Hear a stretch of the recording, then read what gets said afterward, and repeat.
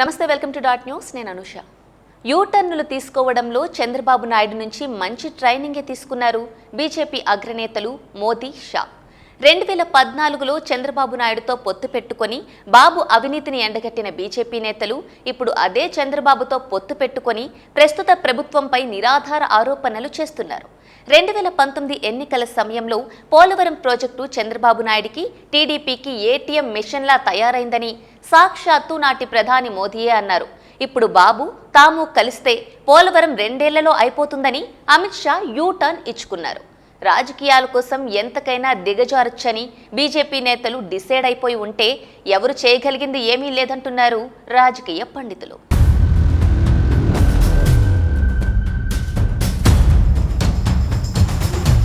TDP, జనసేనలతో తమ జెండాను జతకట్టిన BJP ఇప్పుడు చంద్రబాబు నాయుడు రాసిచ్చిన స్క్రిప్ట్ చదవడానికి పరిమితమైంది.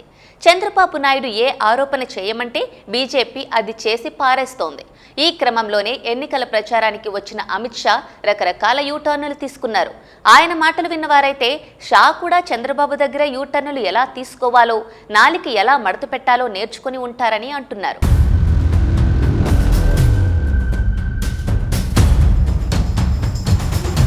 ఏపీలో ప్రస్తుత ప్రభుత్వం అవినీతి కారణంగానే పోలవరం ఆలస్యం అవుతోందని అమిత్ షా పెద్ద అబద్ధమాడారు.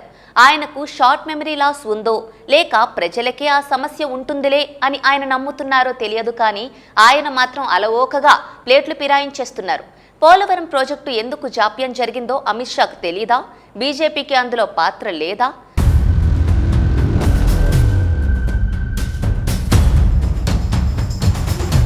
రాష్ట్ర విభజన చట్టంలో పోలవరం ప్రాజెక్టును జాతీయ ప్రాజెక్టుగా ప్రకటించారు.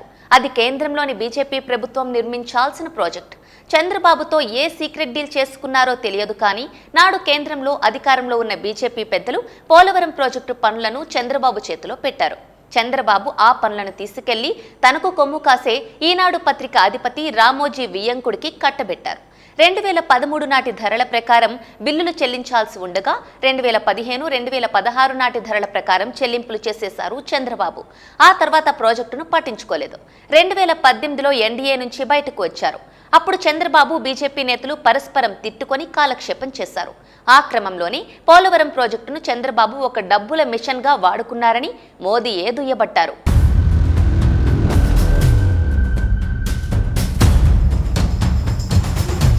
ఆ ఎన్నికల్లో బీజేపీని ఓడిస్తానని శపథం చేసిన బాబు కాంగ్రెస్తో జట్టు కట్టారు. ఆ ఎన్నికల్లో చావు దెబ్బతిన్నారు. 5 ఏళ్ల తర్వాత ఒకరినొకరు తిట్టుకున్న టీడీపీ, బీజేపీలు మళ్లీ జట్టు కట్టాయి. నాడు ఎందుకు విడిపోయారో చెప్పలేదు, నేడు ఎందుకు కలిశారో కూడా చెప్పలేదు.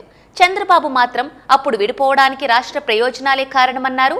ఇప్పుడు అదే బీజేపీతో కలవడానికి రాష్ట్ర ప్రయోజనాలే ముఖ్యమని అదే అబద్ధాన్ని వినిపిస్తున్నారు. చంద్రబాబు నాయుడికి అంటే ఎలాగూ సిగ్గులేదని ఏపీ ప్రజలకు తెలుసు. కేంద్రంలో అధికారంలో ఉన్న బీజేపీ కూడా బాబు అడుగుజాడల్లోనే నడవాలా అంటున్నారు రాజకీయ పరిశీలకులు. పోలవరం ప్రాజెక్టు గురించి ఇప్పుడు చిలక పలుకులు పలుకుతోన్న అమిత్ షాకి నిజాలు తెలియవా అంటున్నారు పాలకపక్ష నేతలు.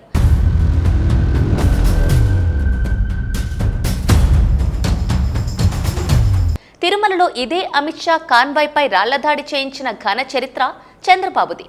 నాడు చంద్రబాబుపై నిప్పులు చెరిగిన బీజేపీ నేతలు నేడు బాబు మాయలో పడి మౌనంగా ఎంజాయ్ చేస్తున్నారని రాజకీయ పండితులు సెటైర్లు వేస్తున్నారు. చంద్రబాబు నాయుడు ట్రాప్లో పడ్డ రాజకీయ నాయకులు బాగుపడినట్లు చరిత్రలో ఎక్కడా లేదంటున్నారు వారు రజనీకాంత్ స్టైల్లో.